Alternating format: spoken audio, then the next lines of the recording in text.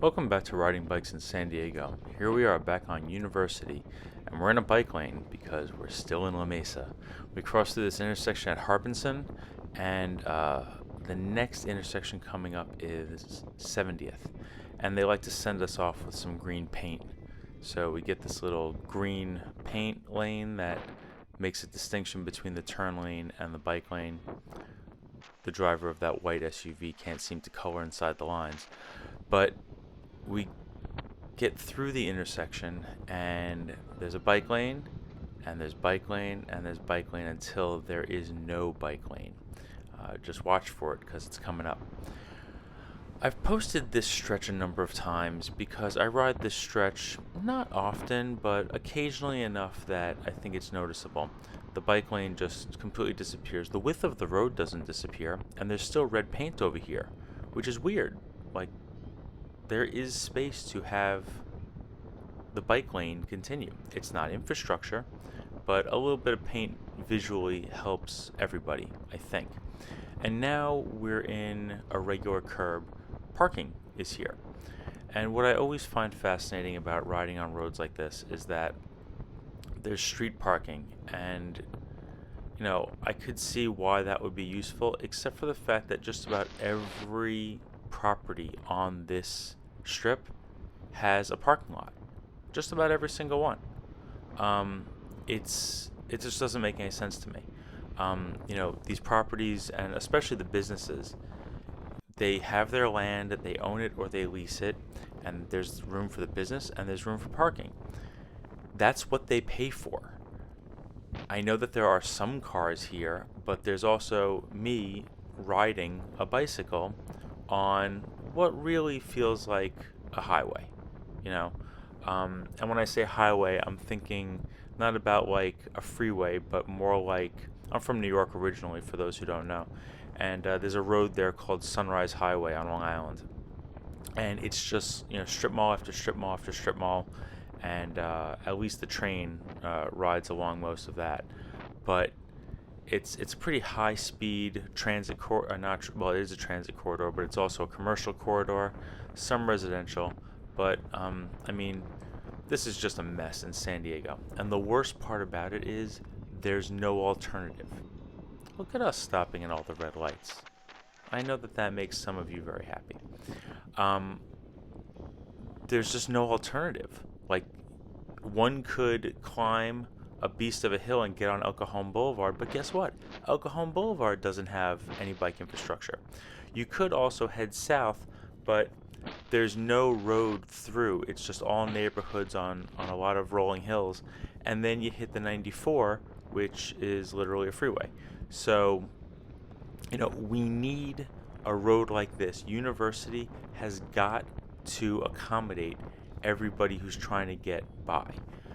We're also far from transit, okay? There's a bus that goes down here, but the trolley station is really far away from here.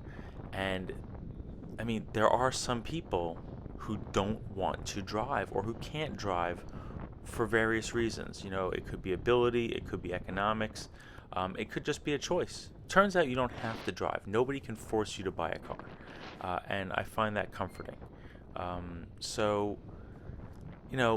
Look at this. It's a wide open road, and granted, we're on a, Thursday afternoon, around 3 o'clock, but I gotta say, every time I'm on this road, the amount of traffic, the density, the amount of people using it, it's really hit or miss. It seems to be sporadic and not concentrated, and it just seems like there's room around here somewhere. I'm no traffic engineer, but I leave it to some of you. I know some of you watch this and are big on infrastructure and know the details of these things. But I don't understand why there was a bike lane behind us, and now we get this. What is this? Is this buffered parking? This is a bike lane and some parking. If that is parking to the right, it's not wide enough. This Amazon truck is illustrating that. And even though there's parking everywhere, that cracks me up. That's why I was looking over. Look at all these parking lots. Just parking lot after parking lot after parking lot. And then the Amazon driver's like, nah, I'm just going to stay here. But they're allowed. I guess that's parking also.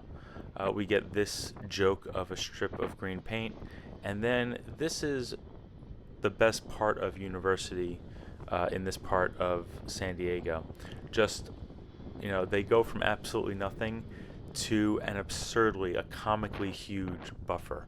Um, and I just think that the best part of it is that they want the person on the bicycle to be all the way over to the right where there's going to be the most debris and things like that. But there's so much room for more here. There's so much room to actually design something. Um, and now explain to me why, you know, this is here. I don't get it. We still have 2 lanes of travel on the other side with a turning lane sometimes, but this is confusing. But when you're here, this is the most peaceful spot. And I think that it's important to talk about, how comfortable and peaceful it could or couldn't be to ride. I'm riding on University, but let's be real. The average person, a parent with a kid trying to take them somewhere, this is not a road that's hospitable to them. I understand that I am unreasonable in the places I ride.